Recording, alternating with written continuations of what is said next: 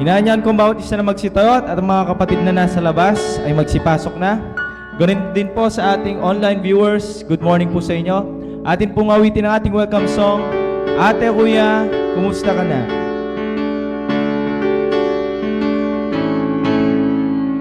Ate Kuya, kumusta ka na? Kapatid sa pananampalataya, tunay ngang ako'y nagagalak na muli kang makasama. Nais kong ipanalangin ang iyong mga suliranin hanggang sa kanyang pagbabalik, maratnan niya tayong gising. Magkamayan tayo mga kapatid.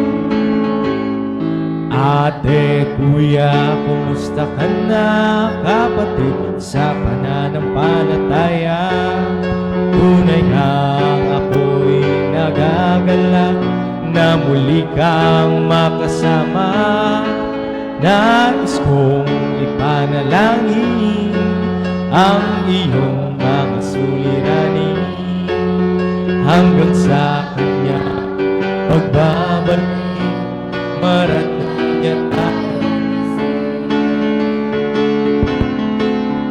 takbo ng buhay na ay tunay na kahirap, ngunit hindi mo babatik na si Jesus ang kagalakan sa lahat.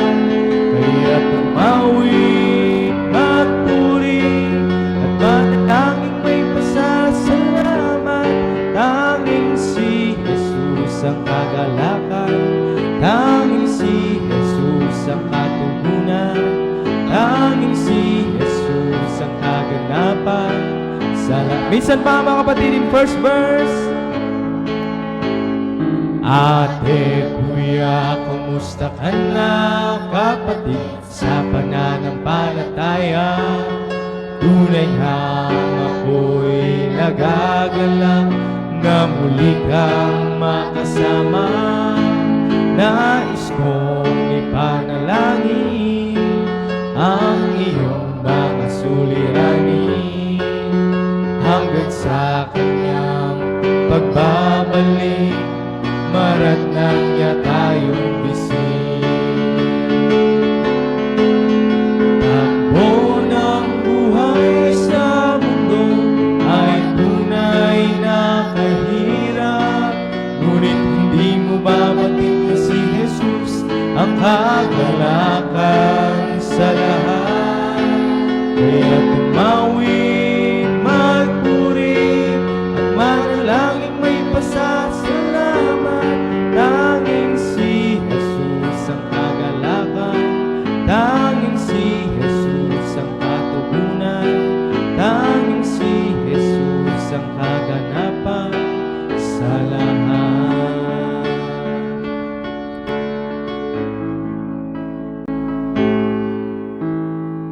Good morning mga kapatid.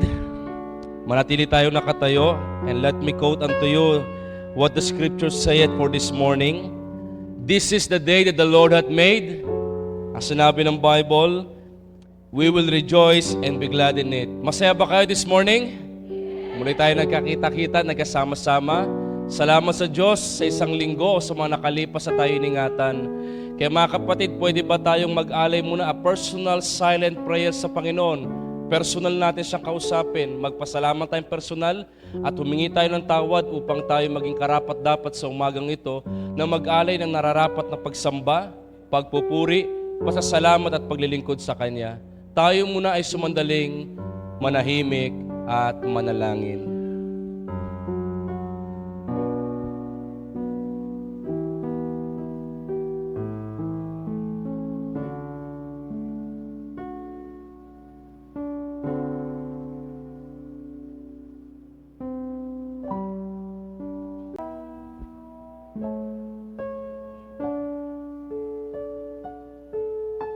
O aming Amang Diyos, pinupurit pinapasalamatan namin kayo dahil kayo ay napakabuti at napakatapat na Diyos.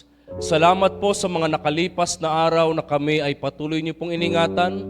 Hindi kami nagkulang dahil sa inyong biyaya, dahil sa inyong pagpapala o Diyos na ipinaabot sa buhay ng bawat isa. Salamat o Diyos sa proteksyon, lalo pat nakaranas kami ng mga dilubyo nitong mga nakalipas na panahon. At nagkakaisa rin kami na ipanalangin ang aming bayan at maging mga kababayan namin na nasa lantapo ng bagyo o ng sunod-sunod at walang patid na pag-uulan nitong mga nagdaang araw. Hiling namin o Diyos na gamitin niyo po ang pagkakataong ito upang sila ay makarealize sa kanilang buhay, mapagtanto na merong Diyos na dapat nilang tawagin, na dapat nilang sambahin, dapat nilang paglingkuran, dapat nilang mahalin, na sa anumang oras o Diyos, maranasan po nila ang inyong kabutihan at ang inyong layunin sa mga bagay na pinapahintulot po ninyo. Salamat po sa Sunday na ito, sa linggong ito, dahil kami ay nakapanambahan ng maayos. Salamat sa magandang panahon. Wala man kami sigurong internet sa umagang ito, pero hindi kami mawawalan ng koneksyon sa inyo. Dahil sa aming pagkakatipon o Diyos, kinikilala namin na kayo ay nasa aming kalagitnaan at ang inyong gabay, ang inyong presensya ay aming mararanasan sa umagang ito sapagkat kami pangungunahan ng Espiritu Santo hanggang sa matapos kami. At ang hiling ko nga o Diyos, na sa kabuuan po kayo ay maluwalhati, kami po ay matuto, kami po ay mabago at kami rin ay makapagturo ng mga katotohanan ninyo paglabas namin sa bulwagang ito o sa pananambahang ito. O Diyos, nakikita nyo rin po na ang bawat sa amin dito ay maaaring may dalahin pa.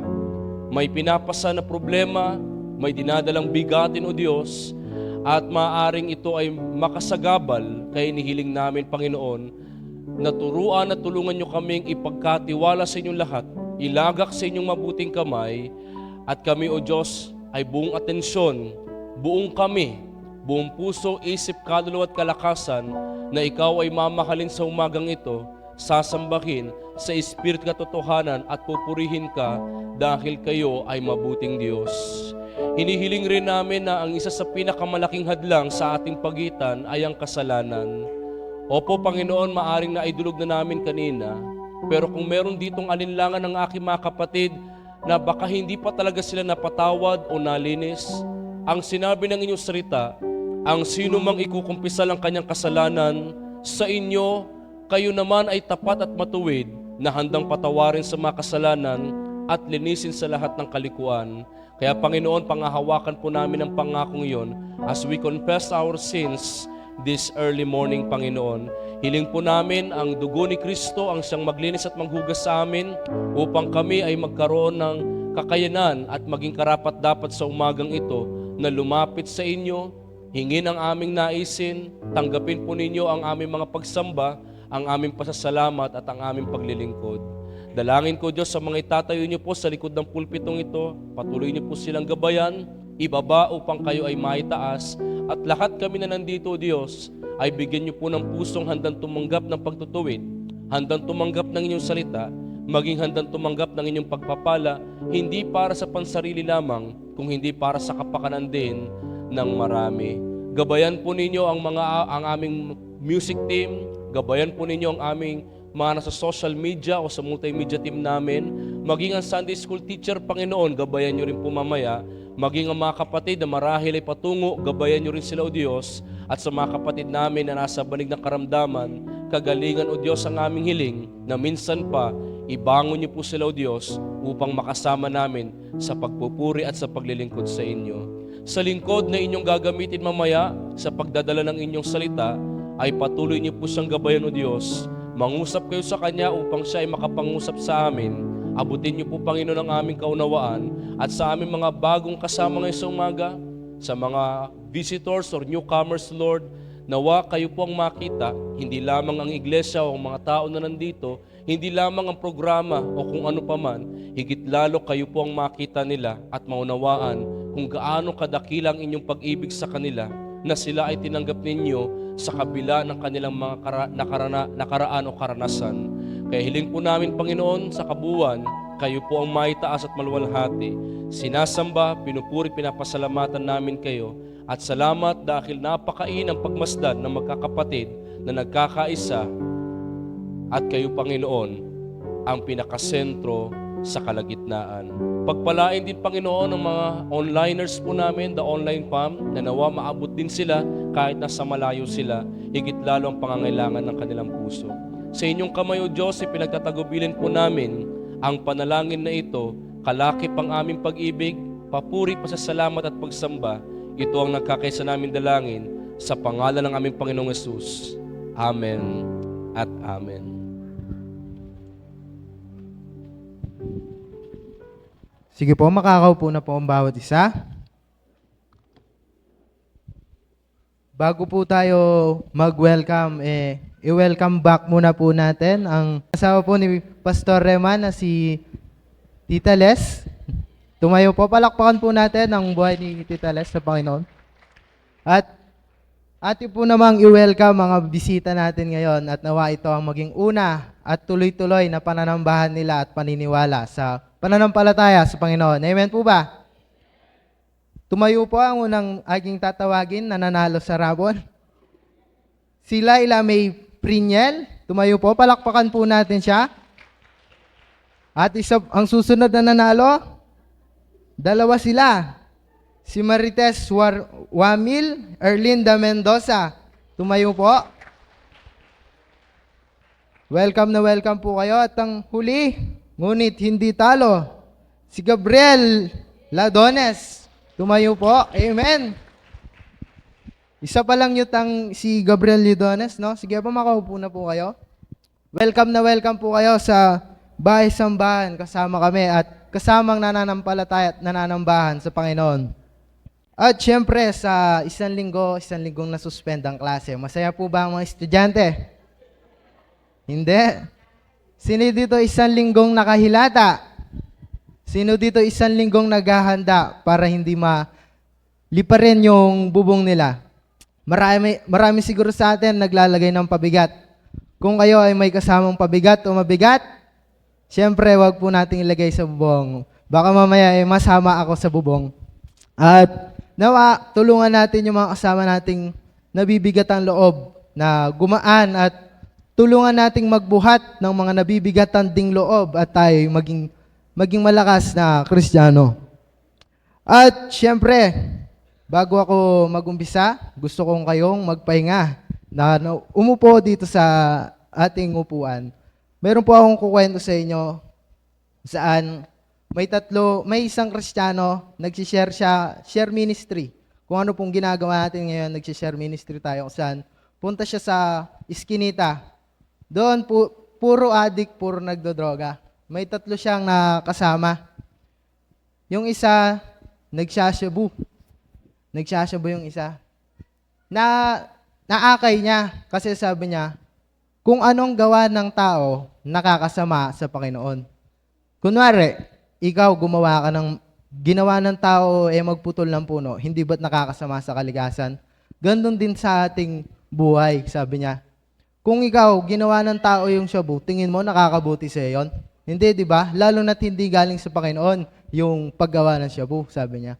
So yon, na ligtas niya yung addict sa shabu. Yung isa naman, addict sa sigarilyo at alak. Sabi niya, paano yun? Sabi niya, gawa sa natural yung alak at sigarilyo. Tanong ko, sino nagproseso? Sabi nung Kristiyano. Tao din, di ba? Tingin mo ba maganda yung epekto sa'yo ng alak at sigarilyo? Sabi niya, hindi. Ayun, naakay niya. Itong dumating, talagang confident siya. Kasi yung ginagamit niya, marijuana. Sabi ng Kristiyano, uy, ba't gumagamit ka ng marijuana? Hindi mo ako maliligtas, sabi nung nagmamarijuana. Bakit? Wala akong nakitang ginawa ng tao yung marijuana. Alam mo ginawa ng Kristiyano, sabi niya, hindi lahat ng ginawa ng ng Diyos, sa Kanya na lahat. Minsan, nasa paggamit ng tao. Kung yung shabu ginagamit ng tao, kasi dahil porki gawa ng tao, inaabuso na natin. Ganon din naman sa marijuana. Kung inaabuso mo yung paggamit nito, kahit gawa pa ng Diyos, sigurado ako masama yung epekto sa'yo. Tama po ba? Kung kayo, abusado kayo sa mga ginagamit natin, porki Kristiyano tayo, hindi tayo pwedeng tayo ay mag-abuso. Porki na pinagpipray natin yung isang bagay, mabibigay sa atin agad-agad. Hindi natin aabusuin yung pananampalataya natin. Kumbaga maging light tayo or maging mitya tayo ng isang liwanag kung saan hindi natin naabuso, kundi pinagbibigyan pa natin yung mga walang liwanag at bigyan pa natin ng mas maliwanag na daan kaysa sa mga taong nandiyan na Kristiyano sila pero hindi mo makita yung liwanag sa puso nila. Kristiyano sila kaso hindi mo makitang dumadaan sa dilim. Marahil gusto lang nila nasa liwanag kasi nakikita nila malinis sila. Tandaan niyo po na ang isang sapatos na malinis ni minsan hindi nagagamit. Ang sapatos na puno ng putik, marami nang napuntahan at marami nang napaggamitan. Amen po ba? Kung kayo'y handa ng manambahan at magpuri sa Diyos, magsabi naman po kayo ng Amen. Tinatawagan ko po si Preacher Adams para po sa responsive reading. Amen. Tayo po lahat ay tumayo at buksan po natin ang dalang Biblia in Colossians chapter 1, verse 1 through 29. Say amen po pag nakita ng lahat. Colossians chapter 1, verse 1 hanggang 29. Nakita na po lahat? Amen. Ito po yung salita ng Diyos in Colossians chapter 1, verse 1 hanggang 29 sa King James Version. Paul, an apostle of Jesus Christ, by the will of God, and Timothy, our brother. To the saints and faithful brethren in Christ which are at Colossus, grace be unto you and peace from God our Father and the Lord Jesus Christ. We give thanks to God and the Father of our Lord Jesus Christ, praying always for you. Since we heard of your faith in Christ Jesus, and of the love which you have to all the saints, For the hope which is laid up for you in heaven, whereof ye heard before in the word of the truth of the gospel, which is come unto you as it is in all the world, and bringeth forth fruit, as it doth also in you, since the day ye heard of it, and knew the grace of God in truth. as ye also learned of Epaphras, our dear fellow servant, who is for you a faithful minister of Christ. Who also declared unto us your love in the Spirit.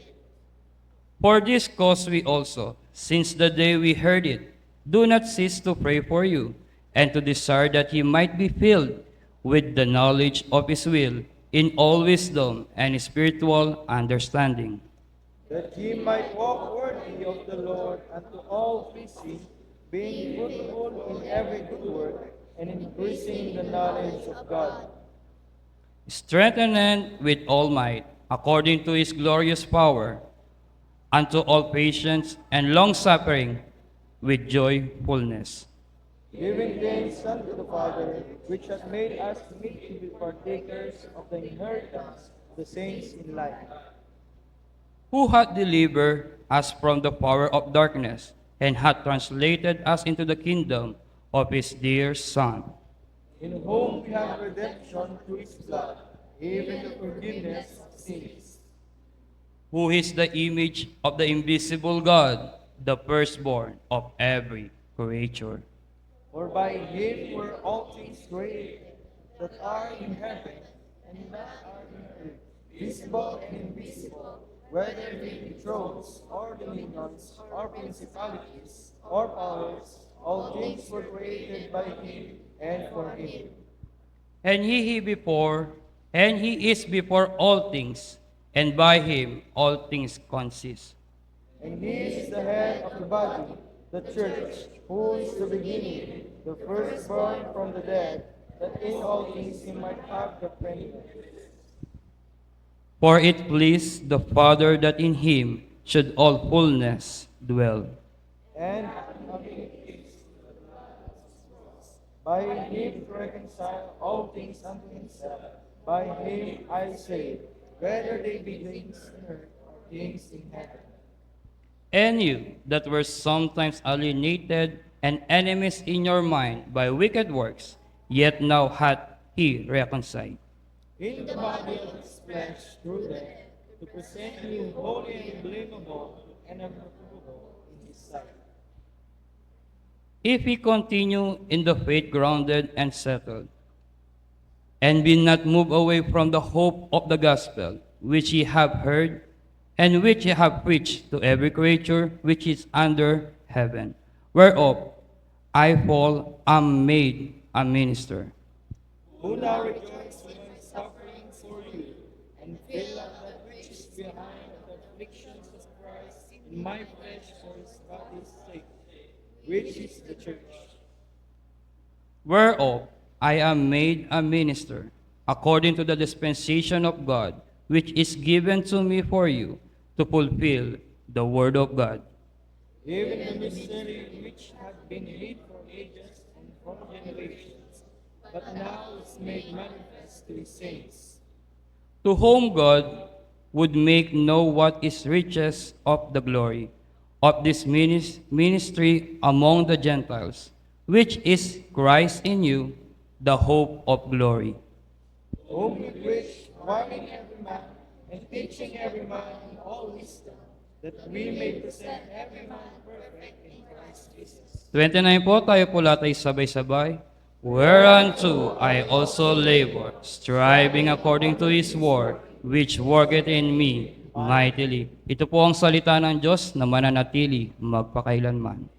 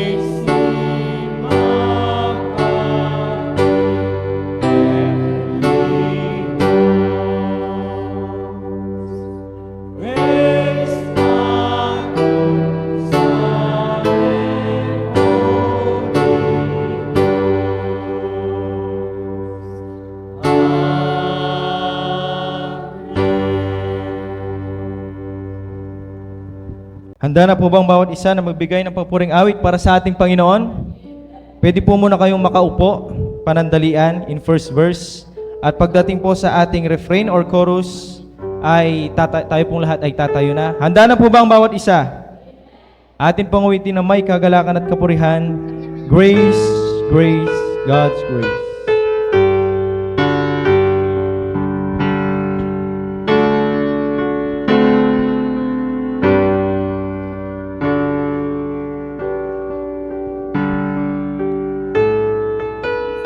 Ready in first verse, marvelous grace of our loving Lord.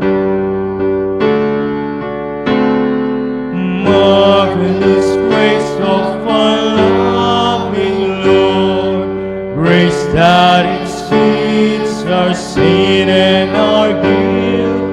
Yonder on Calvary's ground outpoured, there were the blood of the Lamb. Tayo po'y magsitayo. Grace, grace, God's grace, grace that will pardon and cleanse within. Grace, grace, God's grace, grace that is greater than all our sin.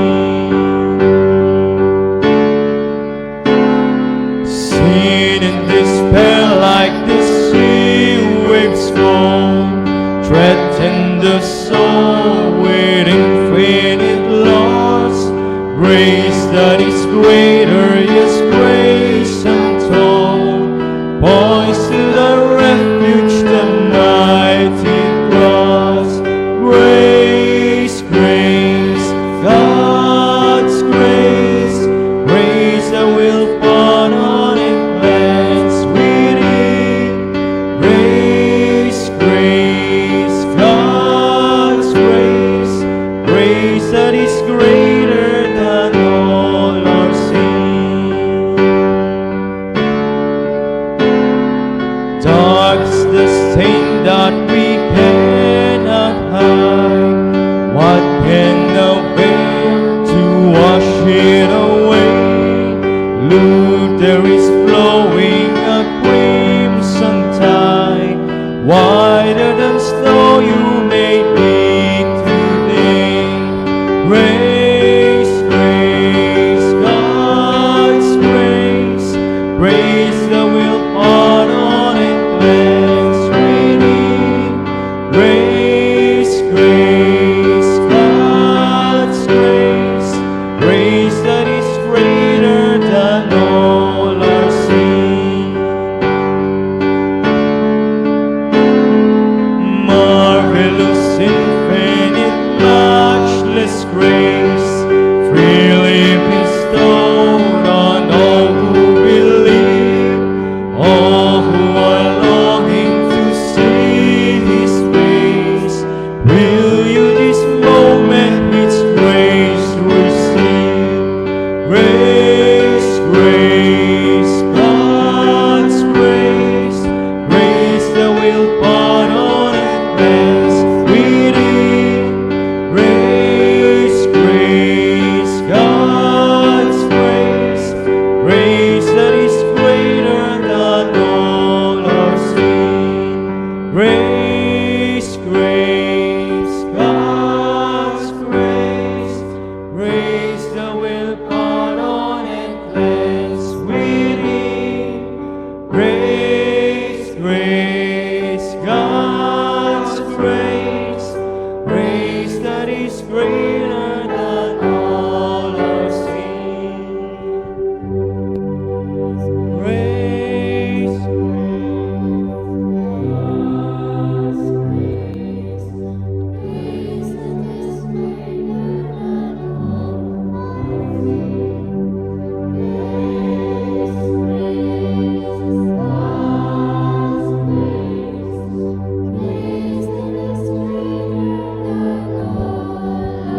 Amen. Grace that is greater than all our sin. At atin pong awitin, what a wonderful change in my life has been wrought since Jesus came into my heart.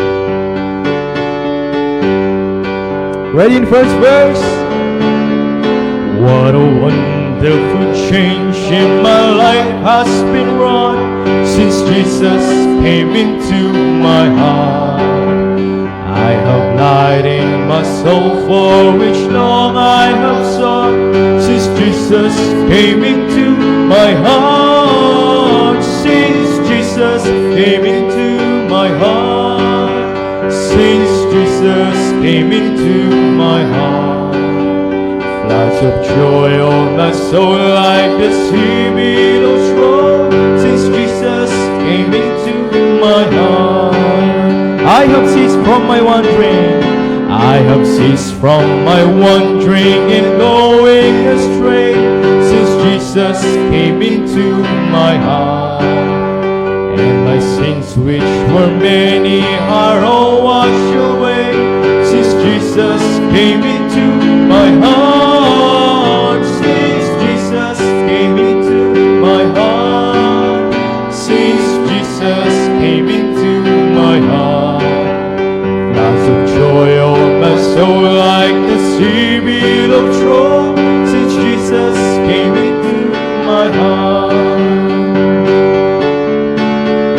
I possess of a hope that is steadfast and true.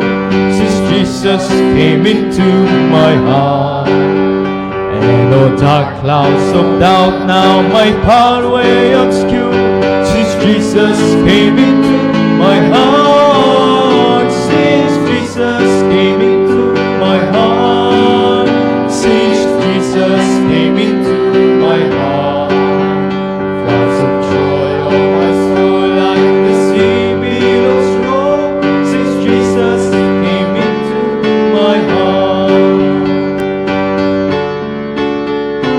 There's a light in the valley of death now for me, since Jesus came into my heart. At the gates of the city beyond I can see, since Jesus came into my heart. Since Jesus came into my heart. Since Jesus came into my heart. Floods of joy on my soul like the sea billows roll.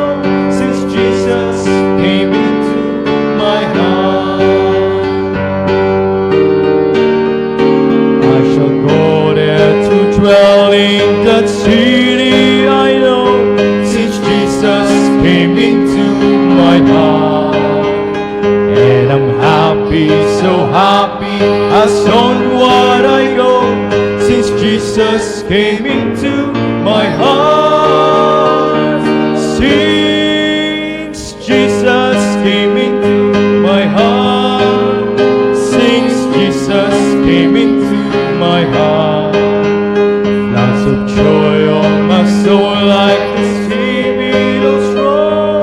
Since Jesus came into my heart. Amen. Now let us all sing with full of voice.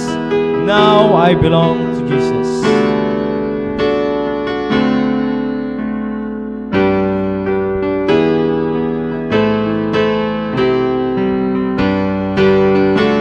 Let's lift it up in the first verse. Jesus, my Lord, will love me forever. From him the power of evil deceiver.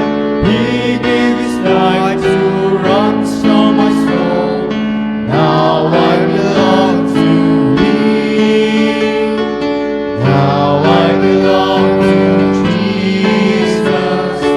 Jesus belongs to me. Not for the years of time alone, not for eternity. Once I was lost in sin's degradation, Jesus came down to bring me salvation, lifted me up from sorrow's shame. Now I belong to him. Now I belong to Jesus. Jesus belongs to me. Not for the years of time alone, but for eternity.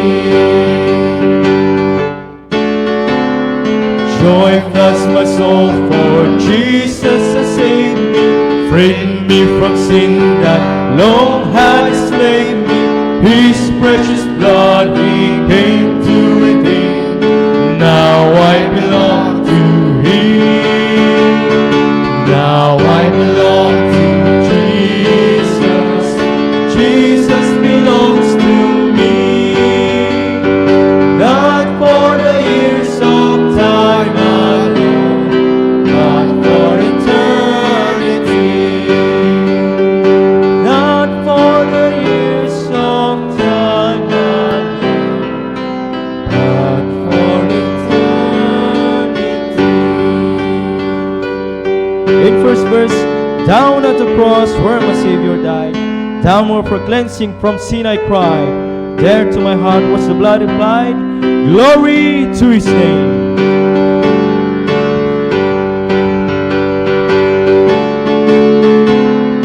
Down at the cross where my Savior died, downward for cleansing from sin I cried.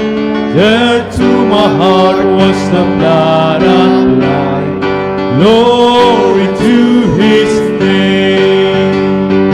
Glory to his name. Glory to his name.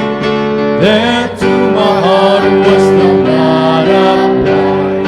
Glory to his name. I am so unjustly saved from sin. I am so unjustly saved from sin. lies within. There at the cross where He took me. Glory to His name. Glory to His name. Glory to His name. Glory to His name. There to my heart was the God of life. Glory to His name. Oh, precious fountain that saves from sin, I am so glad I have entered in. There Jesus saves me and keeps me clean. Glory to His name. Glory to His name. Glory to His name. There to my heart was the God of life. Glory to His name.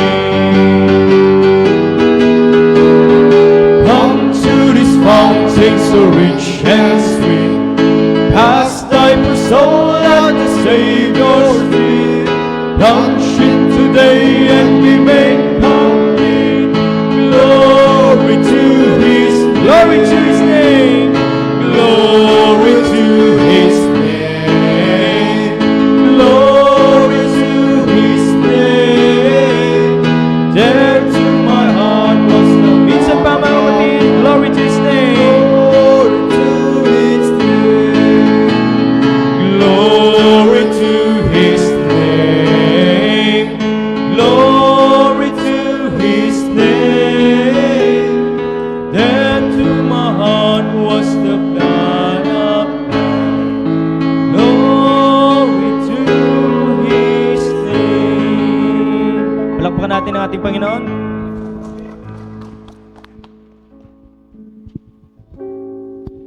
Sige po, makakaupo na po ang bawat isa.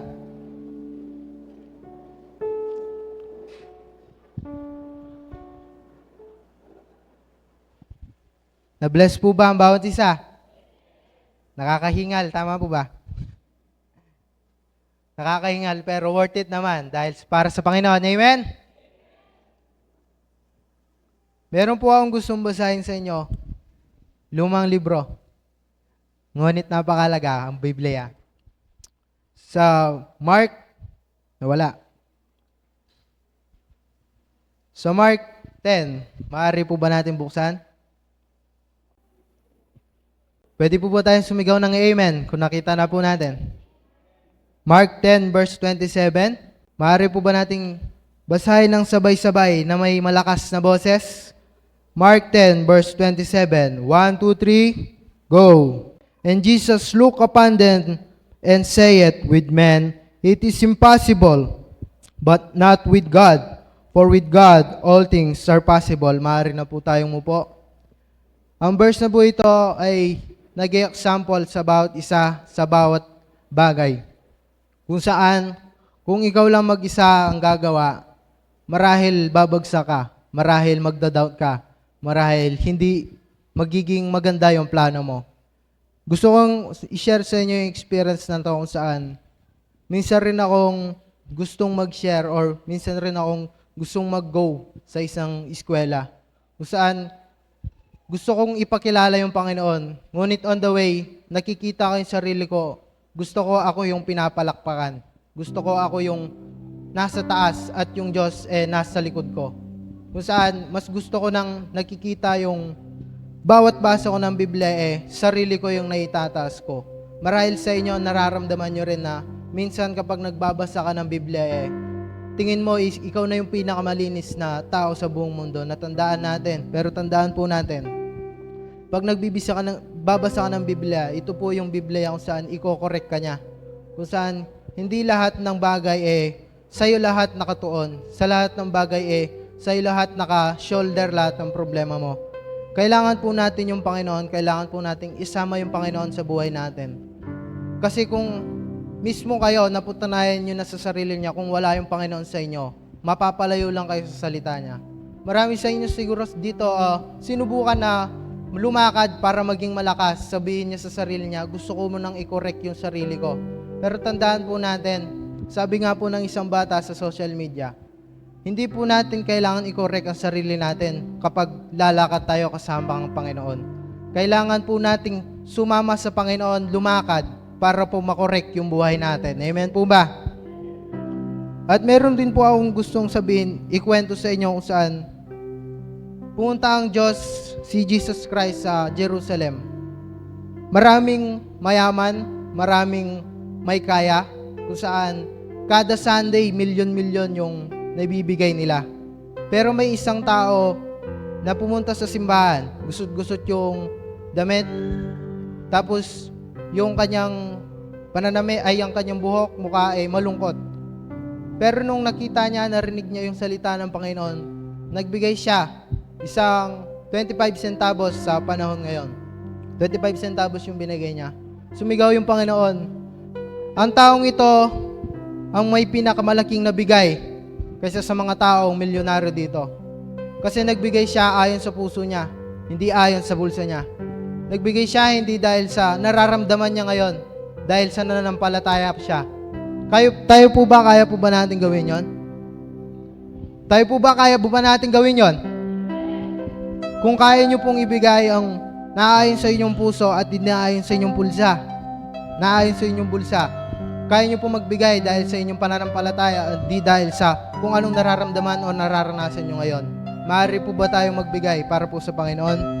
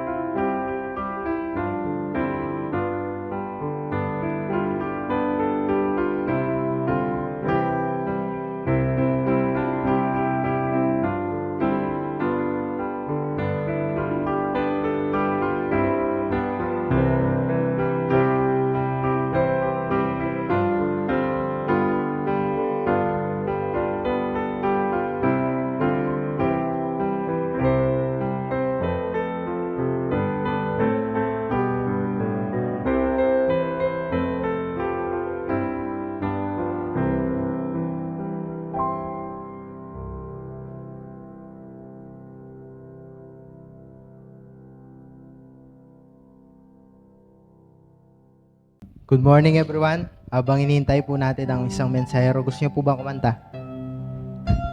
De, biro lang ang mga kaibigan.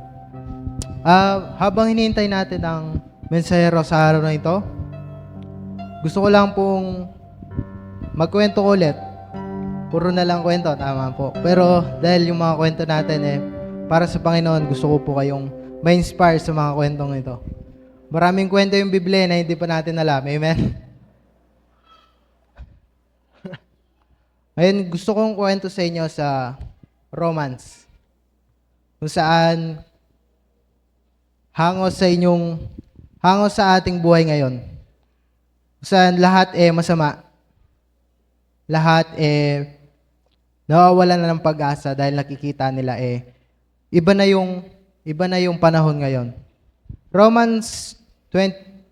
Sa Romans kung saan sinabi ng Panginoon, wag po kayong magpadaig sa kasamaan, ngunit daigin ang masama gamit ang mabuti.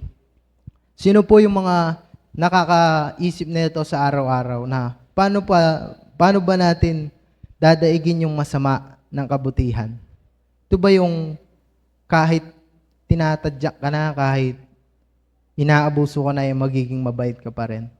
Tama po ba yung ganong pag-iisip? Tingin nyo po, kayo po ba sasayaw kayo kung ganon yung ginagawa nyo? Kayo po ba magagaanan yung loob nyo kung ganon yung ginagawa nyo? Kung ako po, tatanungin nyo, opo. Mas maganda na pong tadyakan ako, duraan ako, kaysa maranasan ko yung naranasan ng Panginoon kung saan nilati ko siya gamit yung isang latigong may tinik kung saan lumabas na yung laman niya. Katapos noon, pinako pa siya. Kung saan ginamit niya yung kabutihan niya, hindi para ipaghiganti yung mga naiaapi, kundi iligtas yung mga makasalanan. Kung saan mismong ikaw na hindi deserve yung kaligtasan, pinili niyang iligtas, kung saan pinatunayan niya yung Book of Romans na dinaig niya yung kasamaan gamit yung kabutihan na nasa puso niya. Nawa tayo po ay itanim natin sa isip natin na manatili tayong mabuti sa lahat ng sitwasyon. Manatili tayong nasa Panginoon, nasa salita ng Panginoon, nasa kalooban ng Panginoon ang ating mga ginagawa. Amen? Handa na ba kayo? Tinatawagan ko po si Pastor Reynante para po sa pag-mensahe sa araw nito. Palakpakan po natin ang kanyang buhay.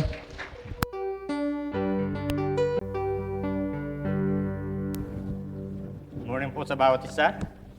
Brad, okay na ba? May sounds na? Meron din pa akong kwento. No. Sabi ni Brother James, siya yung ating MC ngayong umaga na nag-uulat. Ako naman ang inyong preacher ngayong umaga na magbibigay ng mabuting balita. Okay? Salamat.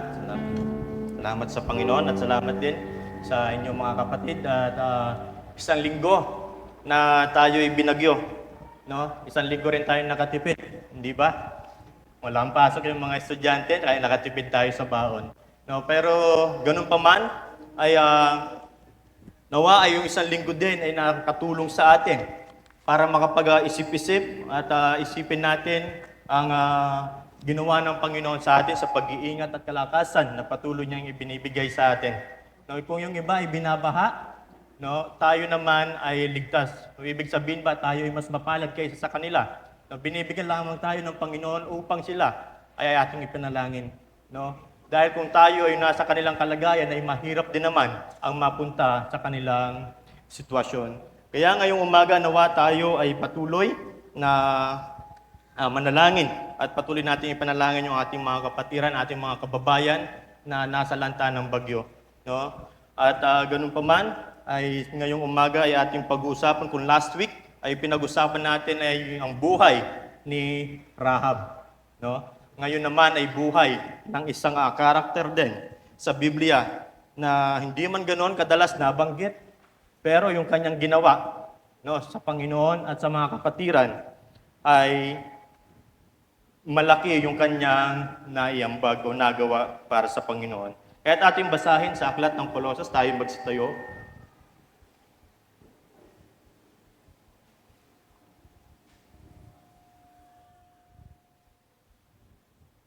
Buksan natin sa aklat ng Colossians, so Colossians chapter 1.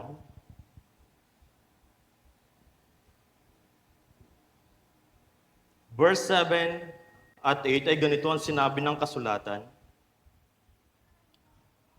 As you also learned of Epaphras, our dear fellow servant, who is for you a faithful minister of Christ, who also declared unto us your love in the Spirit. Tayo manalangin. Ama naming Diyos na banal, salamat nga po Panginoon sa opportunity na ikaw ay aming mapaglingkuran sa Espiritu at sa katotohanan. Ngayong umaga nga Panginoon, kami ay yung patuloy na samahan at patuloy na pagkalooban ng karunungan at panghawakan mo, O Diyos, ang aming mga puso, nang sa ganon ay lubusan namin mapag-unawa, maintindihan ang iyong mga salita. Patuloy na ibaba mo, O Diyos, ang iyong lingkod upang ikaw lamang ang siyang maitaas at mapapurihan sa aming kalagitnaan. Salamat po. Ito po ang aming nagkakaisang dalangin sa pangalan ni Jesus. Amen at amen. Tayo po'y makakaupo na. Ito po yung ating pag-uusapan. At isa, nabasa niyo na po ba to? Nabasa niyo na ba sa Biblia? Si Epaphras. No? Na kung saan ang sinabi, yung subtitle, A Faithful Minister of Christ. Madalas o hindi man ganun kadalas na nabanggit yung kanyang pangalan sa Biblia. No, pero hindi ibig sabihin na yung kanyang ginawa ay kokonti. No. Ipinapakita dito ni Epaphras yung kanyang ginawa kahit siya ay kokonti lamang yung kanyang pangalan ay 3 beses lamang na nabanggit sa loob ng buong kasulatan. 2 sa aklat ng Kolosas at isa naman sa aklat ni Pilemon. Pero yung kanyang buhay ay nagpapakita ng power combination of faithfulness, servanthood, tireless prayer para sa mga kapatiran, para sa iglesia, at para sa ebanghelyo ng ating Panginoon. At ganun din ay pinapakita niya yung kanyang unwavering commitment para sa ebanghelyo ng ating Panginoon at para sa paglago, sa spiritual growth ng bawat isa. At hanggang hindi lamang hanggang doon yung kanyang paglilingkod, even na kahit siya yung kanyang buhay ay nasa bingit na ng kapahamakan, ay patuloy pa rin siya naglilingkod sa Panginoon. It is a great example para sa atin. Ano ba yung ating ginagawa para sa Panginoon? Nagawa na ba natin itong katulad ni Epaphras na kahit yung kanyang buhay ay nasa bingit na ng kapahamakan ay patuloy pa rin siyang naglilingkod sa Diyos? Salamat mga kapatid dahil talagang napuno yung ating bulwagan, no? Napuno yung ating kapilya, no? Salamat, we are not only grow in birth dahil nakasama natin si Thea, no? But we grow also in convert dahil meron tayong mga ibang kapatiran na nakasama natin ngayong umaga. No? At patuloy lamang nating ipanalangin ng bawat isa na kung saan ay ganito ang ginagawa ni Epaphras. Patuloy niyang ipinapanalangin, walang humpay na pagpapanalangin sa iglesia, sa mga kapatiran, at sa ebanghelyo ng Panginoon upang mas malawig pa yung kanyang mabahaginan ng salita ng Diyos. Hindi ko lamang alam mga kapatid kung kayo ay pamilyar sa dalawang statement na ito na kumakalat ngayon sa social media. No? Na ang sinabi nung unang statement ay ganito, not all who left the church left God. At yung pangalawa naman ay ganito ang sinabi, even when you're hurting, it is never a reason to leave the church. Alin ba talaga yung totoo? No? Alin ba saan ba tayo dito? At bakit ba nangyayari yung mga ganitong bagay? Mga minamahal, kung ang iyong pag-alis sa simbahan o sa iglesia ay ang ibig mong sabihin na ikaw ay hindi na magpapatuloy sa paglilingkod, mas mainam at mas mabuti na manatili ka na lang sa iglesia ngayon. Bakit? Dahil baka kaya nangyayari sa iyo na dahil binibigyan ka ng Panginoon, pinapatibay ka ng Panginoon, pinapalakas ka ng Panginoon, pinapatatag ka sa iyong pananampalataya. No? Dahil minsan mga kapatid, mga minamahal, minsan bibigyan ka ng isang patid. Totoo yan. No? Bibigyan ka ng isang kapatid para tumibay yung iyong pananampalataya. Bibigyan ka ng isang kapatid para subukin yung iyong pananampalataya sa Diyos. bibigyan ka ng isang kapatid. Patid. No? Kapatid-patid talaga. No? Minsan kabagsak-bagsak talaga. Minsan kapatid-patid ng pasensya. Pero marahil kaya pinaparanas ito sa iyo ng Panginoon ay pinapatibay ka lamang. Pinapatatag ang iyong pananampalataya. Lahat ay kayang gamitin ng Diyos para sa iyo, para ikaw ay tumibay, para ikaw ay tumatag sa pananampalataya. Kaya huwag niyo pong masamain mga minamahal na kapag minsan ay binibigyan kayo ng kapatid, kapatid niyo pa rin yan kahit kapatid-patid na. No? Kapatid niyo pa rin yan. No? At patuloy pa rin ipanalangin. At bakit nga ba nagkakaroon ng ganitong pangyayari?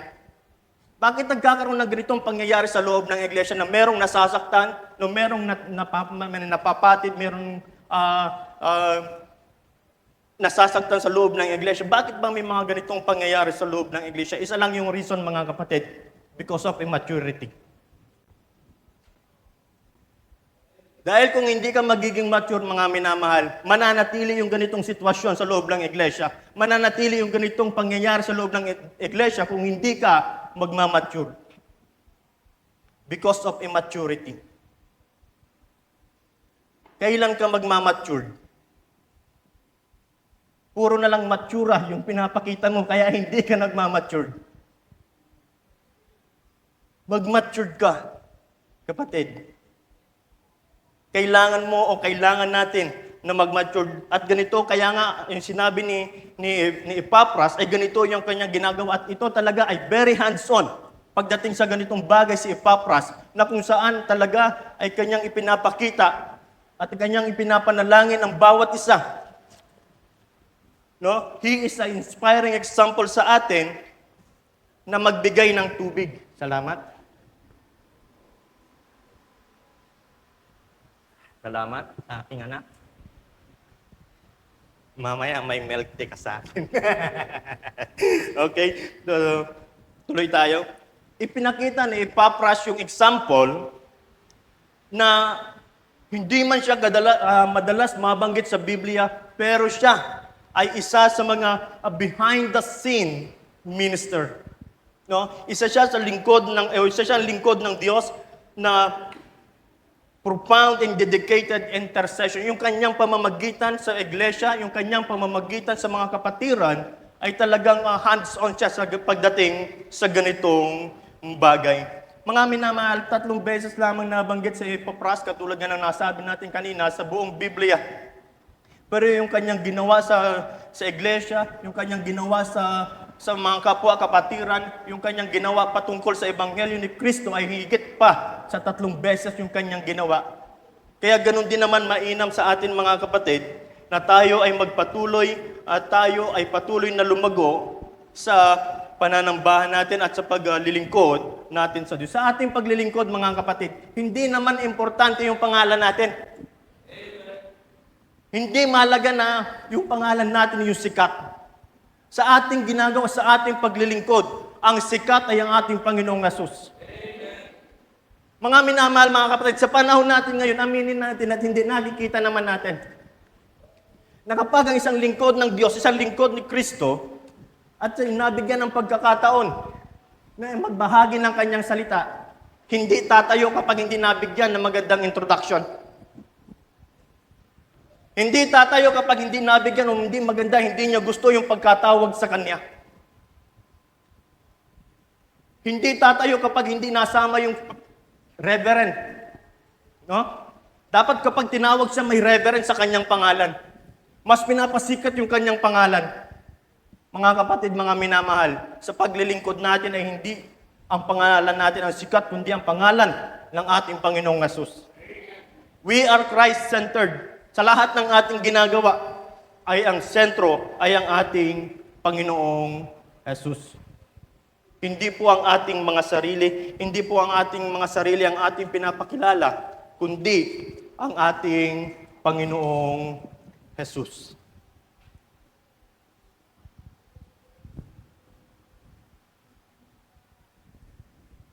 Tingnan po natin mga kapatid, not a minister of yourself, but a minister of Christ.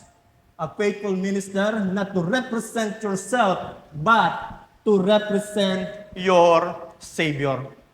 Hindi tayo ang ministro o minister ng ating mga sarili, kundi tayo ay ministro ng ating Panginoong Hesus upang ipakilala ang ating tagapagligtas at hindi upang ang ating mga sarili. We are not minister of ourselves, but rather we are minister of our Savior, Lord Jesus Christ.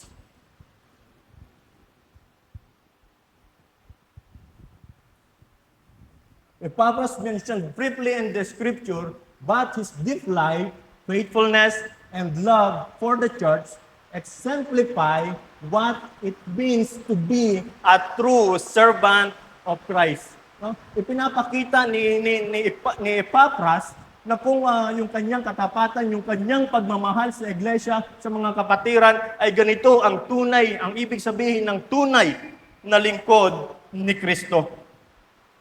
We are not serving for ourselves. We are not serving upang ipakita sa ibang tao na tayo ay naglilingkod sa Diyos. At sinabi ng Ephesians chapter 6 ay ganito, kung ano nga ba talaga ang tunay na lingkod ni Kristo, Ephesians chapter 6 verse 6, not with thy service as men pleasers, but as the servant of Christ, doing the will of God from the heart, with goodwill, doing service as the Lord, not to men. Ginagawa natin ang lahat ng mga bagay para sa ating Panginoong Diyos. Ginagawa natin yung mga ating paglilingkod para sa Diyos at hindi para sa ating mga sarili. Kung ikaw ay naglilingkod para sa iyong mga sarili, sa iyong sarili kapatid, it is the time para i-check mo yung iyong pananampalataya. It is the time para i-check mo yung iyong pagtitiwala sa Diyos. Baka ikaw ay nagtitiwala na masyado sa iyong sarili at hindi na kayo nagtitiwala sa Panginoon. Mga minamahal, mga kapatid, ngayong umaga hayaan natin siyasatin natin mismo yung ating mga sarili. Hindi naman yung mga preacher, hindi naman yung mga pastor yung magsisiyasat sa inyong mga sarili, kundi kayo mismo ang makakaalam sa inyong mga sarili. Kung yung inyong paglilingkod ba sa Diyos ay pagpakitang tao lamang, yung inyong paglilingkod ba sa Diyos ay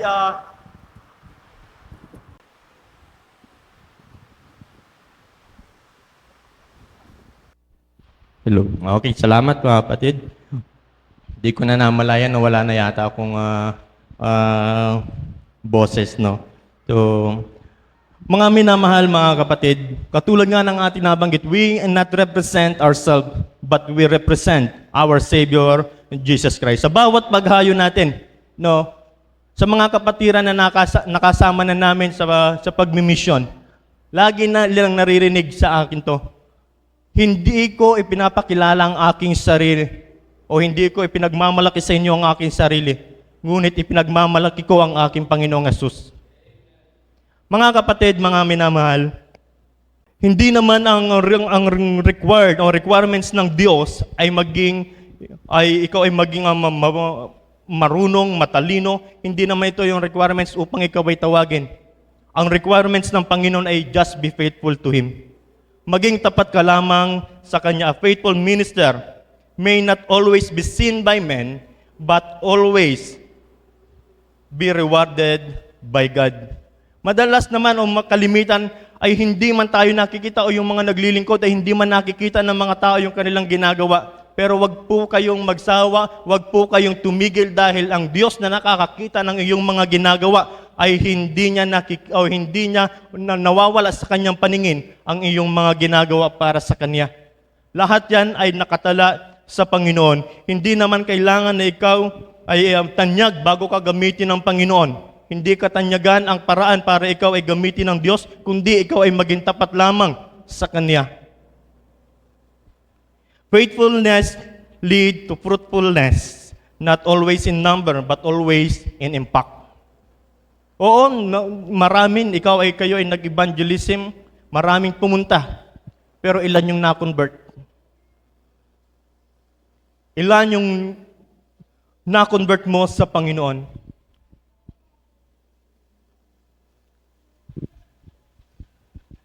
Hindi requirements na ikaw ay maging tanyag, maging tapat ka lamang sa Panginoon. Kaya nga mga kapatid, mga minamahal, Sa ating paglilingkod, kailangan nating maging tapat. We should always learn, sinabi nga doon sa ating binasa na tayo ay merong matututunan kay Epapras. Ano yon? He is a faithful minister of God. At sinabi ni Apostol Pablo na tayo ay may matututunan sa ating kapatid o kay Epapras, at kung ano ba yung ating matutunan ay ito ang sinabi. Okay. Una, be persistent in ministry. Ano man yung mangyari, yung kanyang buhay man ay nasa bingit na ng kapahamakan. Pero, nagtuloy-tuloy pa rin, nagpatuloy pa rin si Epapras sa paglilingkod. Epapras, he teaches fellow ministers and encouraged to be faithful in the Lord's work year after year. Dadagdagan ko na ng 2, year after year, kasi 4 na taon na tayo. Kumusta, mga kapatid, mga minamahal? Hanggang ngayon ba ini-encourage ka pa rin? Na tara, mag-church tayo. Hanggang ngayon ba ay talagang kailangan ka pa rin i-invite? Na tara, mag-church tayo. Mga minamahal, mga kapatid, 4 na taon na tayo. Hanggang ngayon ba ay ini-encourage ka pa rin na maglingkod? Hanggang ngayon ba ini-encourage ka pa rin na sumamba tuwing linggo? Sa loob ng 1 taon, 365 days kang ini-encourage. Mga minamahal, mga kapatid, kung isa ka sa ganito na lagi ka na lamang ini-encourage araw-araw, linggo-linggo, mga kapatid, mga minamahal, isipin mo naman yung nag-i-encourage sa'yo, nadi-discourage na. Mga kapatid, kung ikaw ay araw-araw na lang linggo-linggong ini-encourage, hindi ba madi-discourage yung nag-i-encourage sa iyo? Kung lagi na lang ganito, 4 na taon na tayo minamahal, mga minamahal. At hindi naman sa atin dito ay 4 na taon lamang. Hindi lamang tayo 4 na taon at yung karamihan sa atin ay higit pa sa 4 na taon ng Kristiyano. Hanggang ngayon ba ikaw ay ini-encourage pa rin na mag-church? Hanggang ngayon ba ikaw ay ini-invite pa rin at sinasabi na tara, simba tayo? Baka kapatid, yung nag-i-encourage sa'yo ay kasama na rin sa i-encourage kasi na-discourage na sa'yo. Na? Year by year, ganito ang ginagawa ni Epapras. Tinuturuan niya yung mga fellow servant, mga fellow minister para tumatag, tumibay sa pananampalataya. Na dapat ikaw, sa loob ng 4 na taon na to, na dapat ikaw ay isa ka na rin doon sa nag-i-encourage. Na dapat ikaw ay isa na rin doon sa nagtuturo. Na dapat ikaw ay isa ka na rin doon sa nagpapalakas. Pero hanggang ngayon ay pabigat ka pa rin. Mga kapatid, mga minamahal, isipin nyo, tagbagyo ngayon. Sabi nga ni Brother James, baka gawin kayong pabigat. Sakto yung bubong pa namin, hindi lang sa tumutulo, ay umaangat din.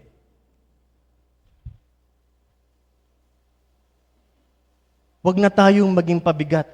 Mas madali, mas magaan ang ministry kung lahat tayo sama-sama tayong magbubuhat. Meron ngang may mga grupo na nagbubuhat ng isang tabla.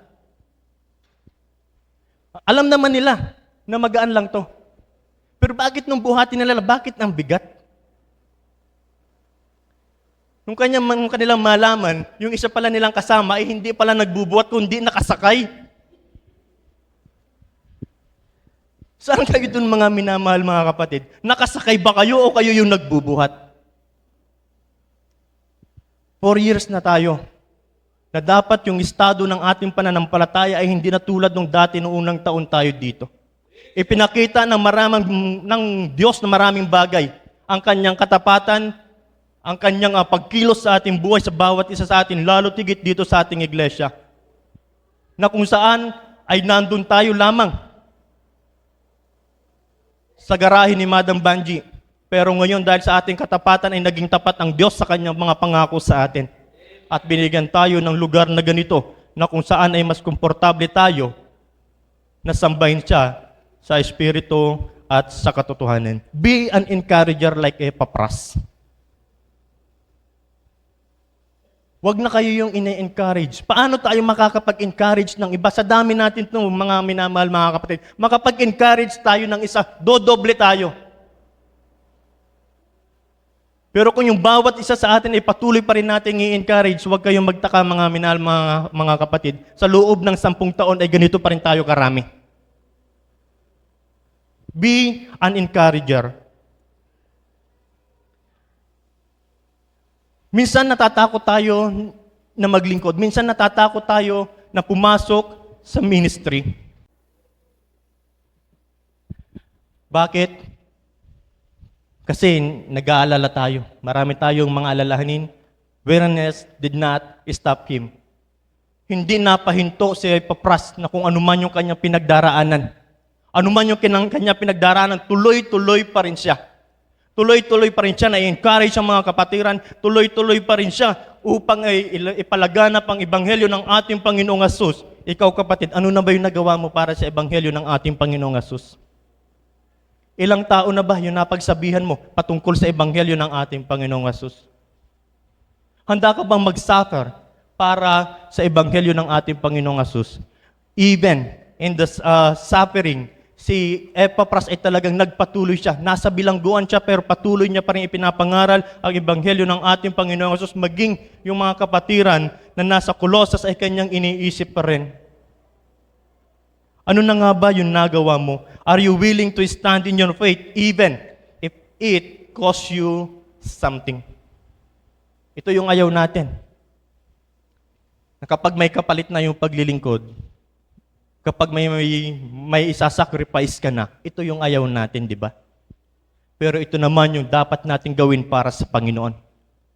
Kapag tayo ay magsasacrifice na ng maliit na oras o konting oras sa paglilingkod, malaking kaabalahan na ang tingin natin sa ating mga sarili. Matuto tayo kay Epapras na kahit siya ay nakabilanggo, ay patuloy pa rin siyang naglilingkod at patuloy pa rin siyang namamagitan para sa mga kapatiran. Subukan nyo kapatid, humakbang kayo ng isang hakbang sa sulong. Sumubok ka na ba upang ibahagi ang salita ng Diyos? Sumubok ka ba o sumuko ka na? Dahil hindi ka na nagpatuloy, na natili ka na lang sa ganyan, okay na ako dito. Ligtas na naman ako. Bahala na sila sa buhay nila. Okay na ba tayo sa ganyan?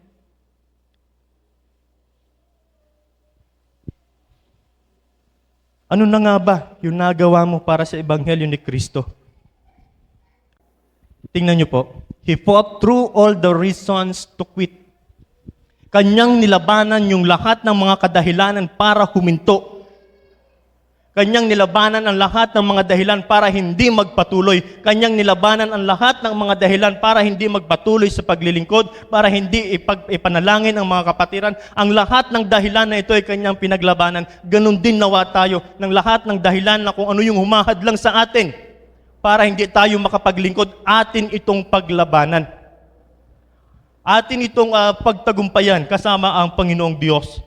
Mga minamahal, mga kapatid, si Epapras patuloy siya. No, maraming reason. Kung sa dami ng dahilan natin para hindi tayo maglingkod, mas maraming reason si Epapras para hindi na magpatuloy kaysa sa atin. Pero anong ginawa niya? Nagpatuloy pa rin siya, nagpatuloy sa paglilingkod, nagpatuloy sa kanyang panawagan. Mga minamahal, mga kapatid, the easiest thing to do is to quit.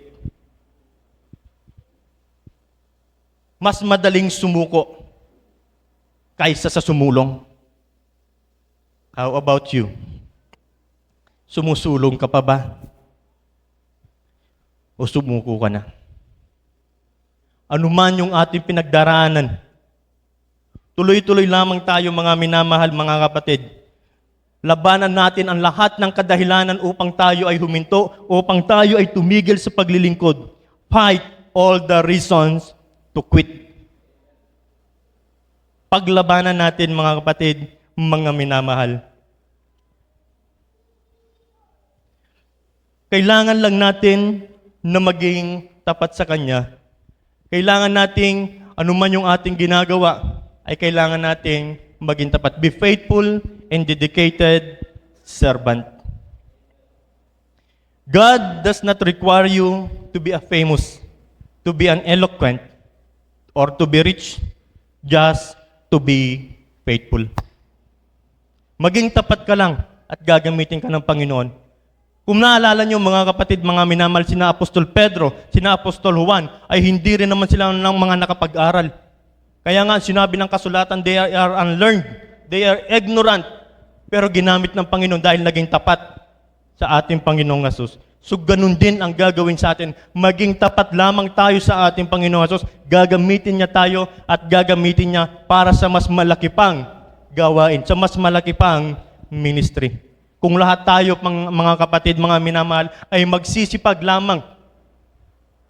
Kung tayo mga kapatid ay magkakaroon tayo ng kabigatan para sa mga kaluluwa din na wala pang pagkakilala sa ating Panginoong Hesus. Hindi lamang tayo mananatili sa ganito. Faithfulness means loyalty to Christ's teaching, consistency in service, perseverance even when result is unseen. May mga ginagawa tayo at minsan sa ating paglilingkod ay hindi naman natin kagad nakikita yung resulta.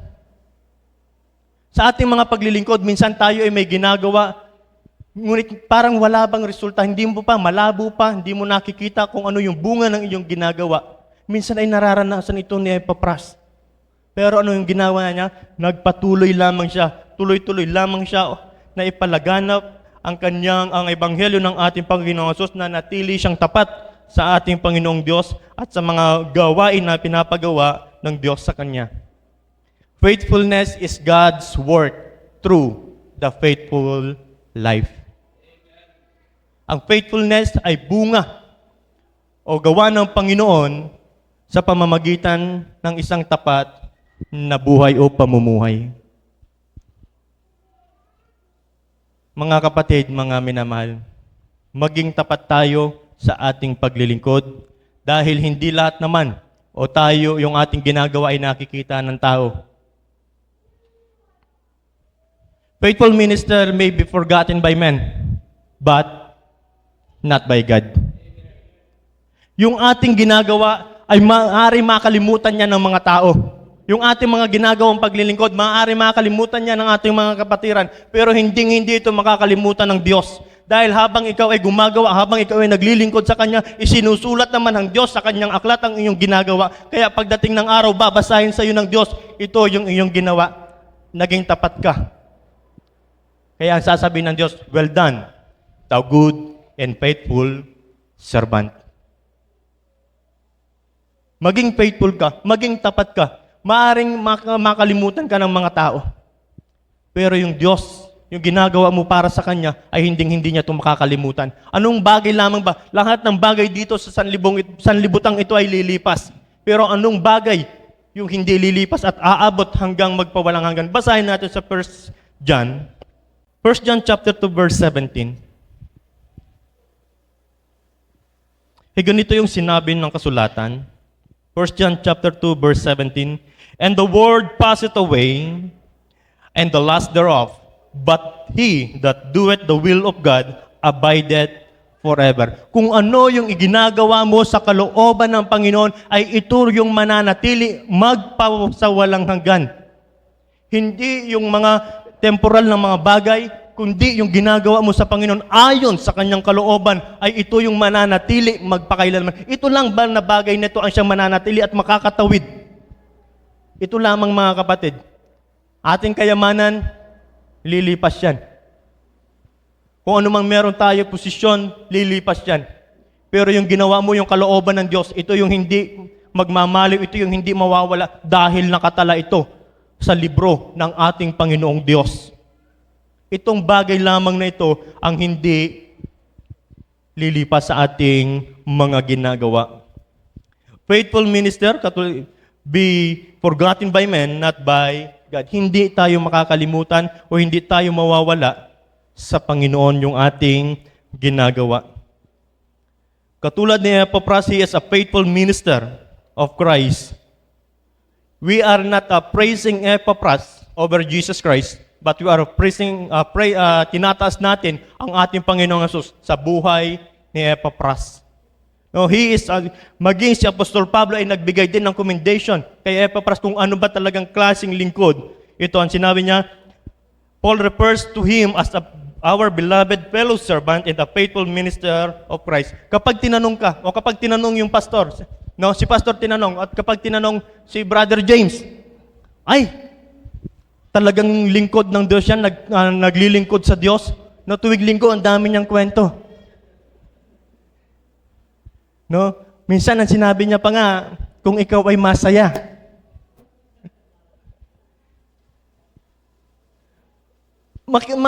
Ganito din ba yung magiging feedback?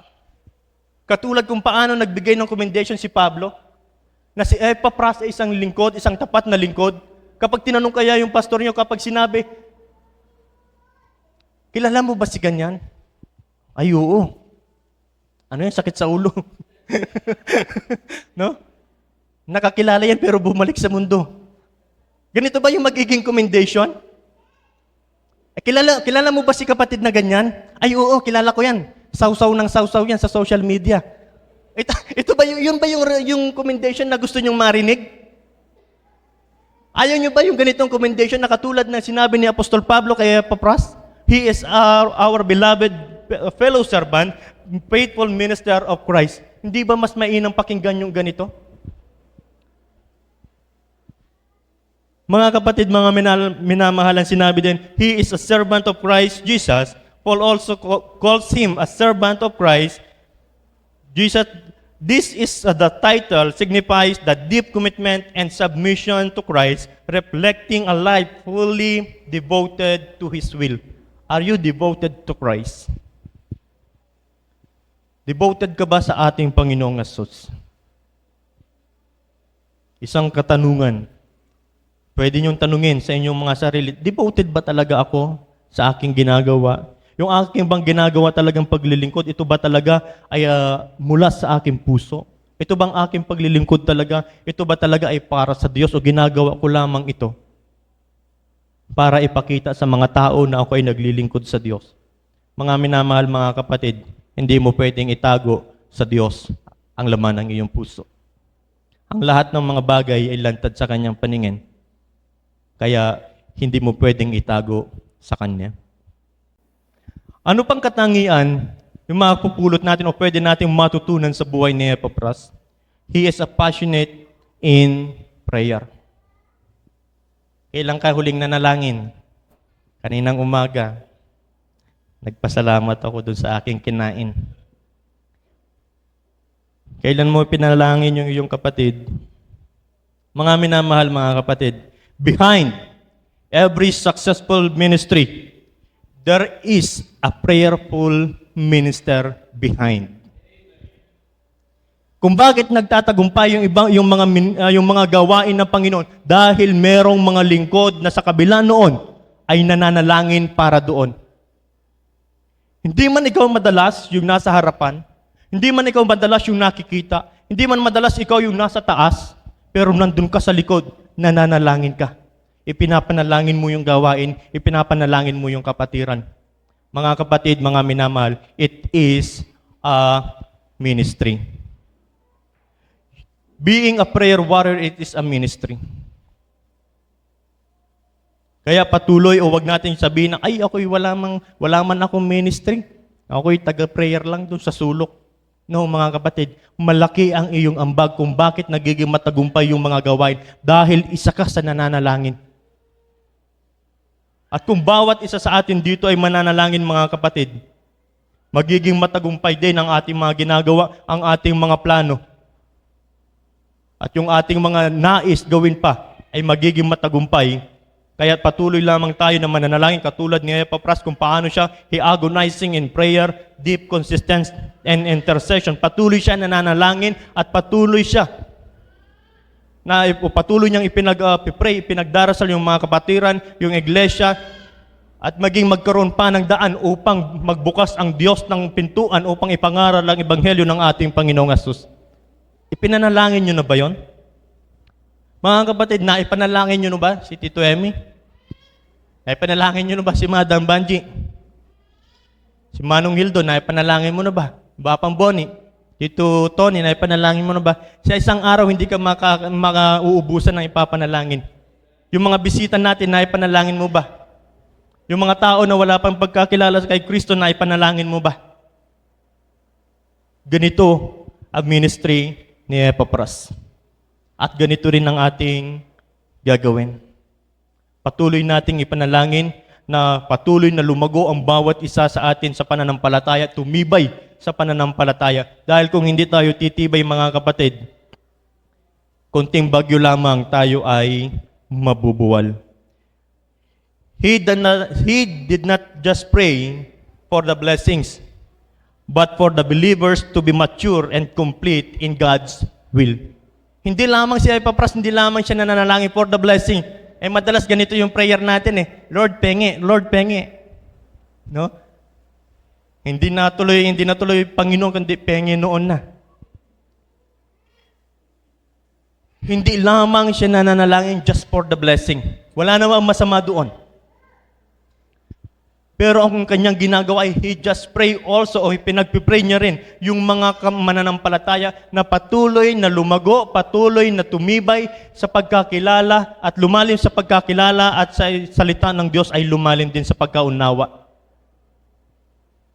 Nabanggit niyo na ba ito sa panalangin? O yung ating pastor lang siyang nananalangin sa atin ng ganito? Kailangan din natin na ipanalangin yung bawat isa. Dahil bawat tinawag, bawat isa sa atin o bawat isang mananampalataya ay tinawag ng Diyos para maglingkod, hindi lamang para umupo. Ay wala akong ministry. Be a prayer warrior. Be a prayer warrior of your family. Fight the spiritual battles. Be a prayer warrior of your church. Be a prayer warrior of your community. Hindi yung andalas mong mag-critic sa mga politiko, hindi mo naman sila kasama sa panalangin.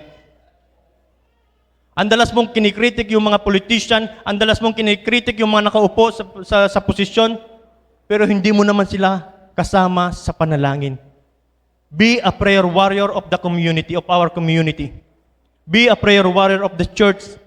Be a prayer warrior of the brethren. Be a prayer warrior of your family. Be a prayer warrior ng mga kapatiran na wala pa o ng mga kaluluwa na wala pa sa paanan ng ating Panginoong Hesus. Laman ba ito ng inyong panalangin? O laman lagi ng inyong panalangin, Lord, wala po akong ganito, wala po akong ganito, pagkalooban mo po ako ng ganito. Puro hingi. No? Puro pang sarili. Si Epaphras, hindi lamang yung kanyang sarili, yung kanyang inisip, maging inisip niya rin yung iba. No, yung kanyang pananalangin, lagi siya nakikipag-wrestle sa kanyang panalangin sa mga believers sa Colossians, sa Laodicea, at sa iba pang mga lugar. At kung inyong malalaman, mga kapatid, mga minamahal, na ang Church of Colossians ay hindi naman kasama sa church na napuntahan kumbaga, yung sa pamamagitan ni Apostol Pablo. Hindi si Apostol Pablo ang nagtatag ng Church of Colossians, kundi isa si Epaphras. At paano nangyari ito na si Epaphras pala ay hindi siya, kumbaga, kasama dati ni Apostol Pablo, pero nakarinig siya sa pamamagitan ng journey ni Apostol Pablo, ay nakarinig niya ang ebanghelyo ng Panginoong Hesus at nagkaroon siya ng motibo sa kanyang puso na paglingkuran ang ating Panginoong Hesus. At ganun din nawa tayo, magkaroon tayo ng motibo. Parehong motibo.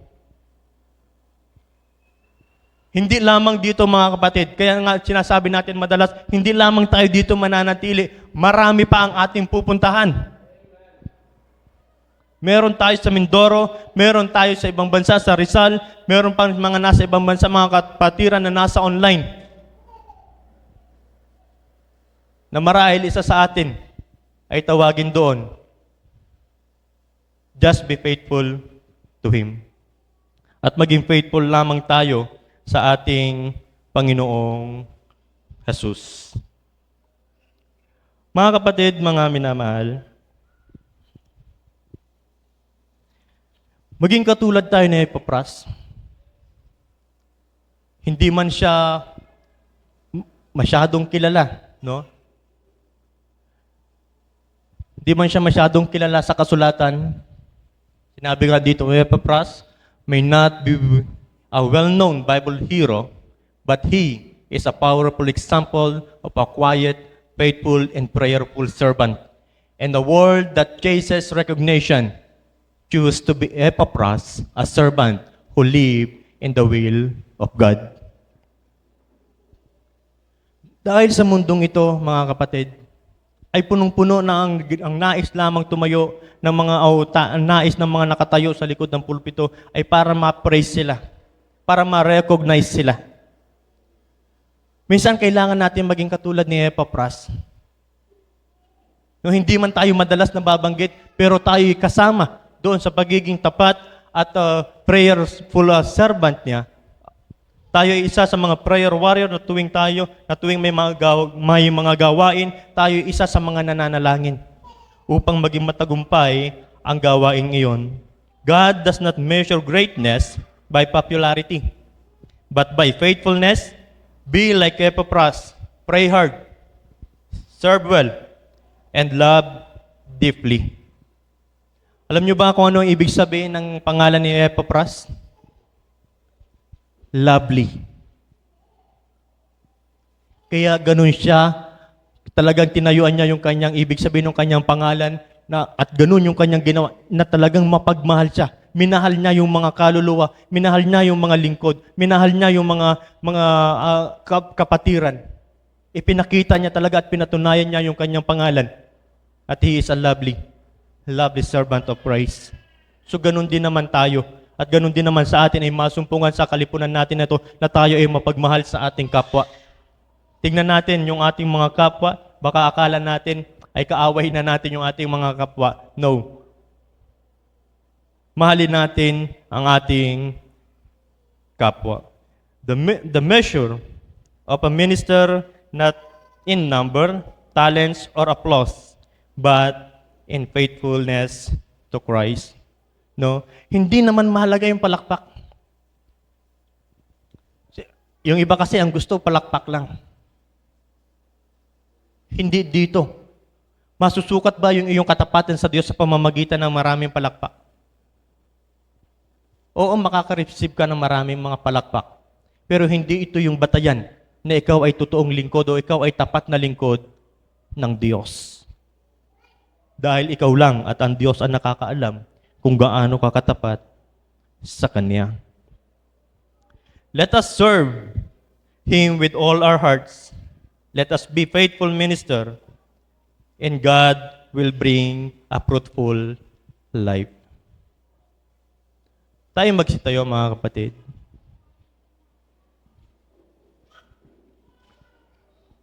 Sa ating buhay o sa ating paglilingkod, madalas marami tayong may encounter ng mga pagsubok dahil bilang isang Kristiyano ay hindi naman ito ibig sabihin na hindi ka na makakaranas ng mga kapagsubukan. At madalas nga, kung kailan ka naglilingkod sa Diyos, ay doon pa dumarating yung mga pagsubok, yung mga problema. Hindi ibig sabihin lamang o hindi ibig sabihin na ikaw isang Kristiyano, ikaw ay exempted na sa ganitong mga bagay. Kung bakit kaya nangyayari ito ay patuloy na pinapatatag ka, patuloy na pinagtitibay yung pananampalataya mo para sa Panginoon. Minsan, mga kapatid, mga minamahal, ay hindi natin maunawaan yung plano ng Diyos sa ating buhay. Ngunit patuloy lamang tayong magtiwala sa Kanya at patuloy lamang tayong magtiwala sa kung ano yung nais ng Panginoon sa ating buhay. Maging katulad tayo ni Epaphras, a faithful minister of Christ. Maging tapat tayo sa ating paglilingkod. At patuloy nating tingnan yung ating mga sarili, yung ating pananampalataya, yung ating paglilingkod sa Diyos kung talaga bang totoo yung ating ginagawa para sa Kanya. Or ito ay pakitang tao lamang upang ipakita lamang sa tao na ikaw ay naglilingkod, ikaw ay nasa ministry. Mga minamahal, mga kapatid, nawa ang mensahe ng Diyos na ito ay mangusap sa inyo at magsilbing kalakasang espiritual at magising yung inyong mga kaluluwa na natutulog. Nang sa ganun ay magkaroon din tayo ng malasakit sa mga kapwa natin, lalo't higit ay dun sa mga wala pang pagkakilala sa ating Panginoong Hesus. Si Epapras ay ganito din naman yung kanyang ginawa, na madalas siya ay nasa kapahamakan pero hindi siya nagtumigil, hindi siya huminto, bagkus ay lalo pa siya nagpatuloy. Pinaglabanan niya ang lahat ng mga kadahilanan upang hindi magpatuloy. Pinaglabanan niya ang lahat ng mga kadahilanan upang huminto sa paglilingkod. Nawa ay ganun din naman tayo. Kung ano man yung mga kadahilanan sa ating mga buhay na makakahadlang o humahadlang sa ating paglilingkod sa Diyos, ay atin itong paglabanan. Tayo'y manalangin. Ama naming Diyos na banal, salamat po Panginoon ngayong umaga sa patuloy na pagsama mo sa amin, at nawa Panginoon itong buhay ni Epapras ay naging inspirasyon sa amin kung paano siya naglingkod, ay maglingkod din nawa kami Panginoon ng kagaya niya, na kahit madalas Panginoon siya ay nasa bingit na ng kamatayan, ay patuloy pa rin siyang naglilingkod sa iyo.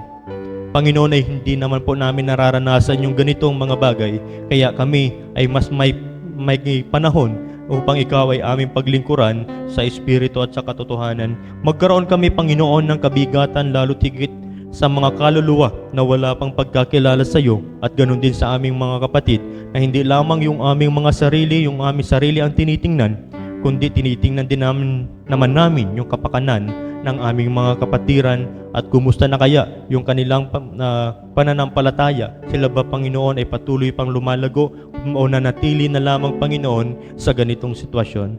Lord, patuloy nga na gamitin mo ang New Life in Christ Baptist Church Panginoon sa mas malawakan pang gawain upang maipalaganapan namin, maibahagi namin ang ebanghelyo ng aming Panginoong Hesus, lalo tigit ay doon sa mga tao na wala pang pagkakilala at wala pang kaligtasan.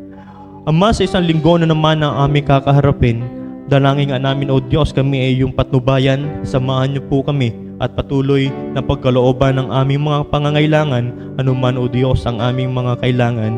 Pagkalooban ng kalakasan, pagkalooban ng probisyon, pagkalooban ng pag-iingat, at karunungan, Panginoon, sa mga nag-aaral, karunungan sa mga nagtatrabaho, Panginoon, at ganun din ay patuloy mo kaming patatagin sa aming pananampalataya at patuloy na lumalim sa pagkakilala sa iyo at sa pagkaunawa ng iyong mga salita.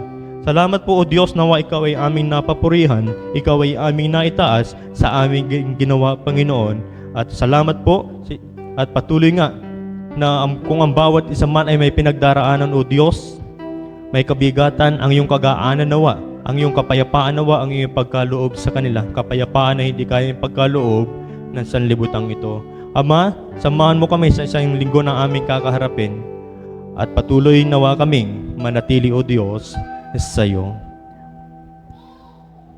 Ngayon, doon sa makapag-iingat sa inyo mula sa pagkatisod, at sa inyo'y makapaghaharap ng walang kapintasan, na may malaking galak sa harapan ng kanyang kaluwalhatian sa iisang Diyos na ating tagapagligtas, sa pamamagitan ni Jesucristo na ating Panginoon, ay sumakanya nawa ang kaluwalhatian, ang karangalan at paghahari at kapangyarihan sa kauna-unahang panahon, ngayon at magpakailanman. Ang lahat ay magsabi ng Amen. God bless sa bawat isa. God bless po.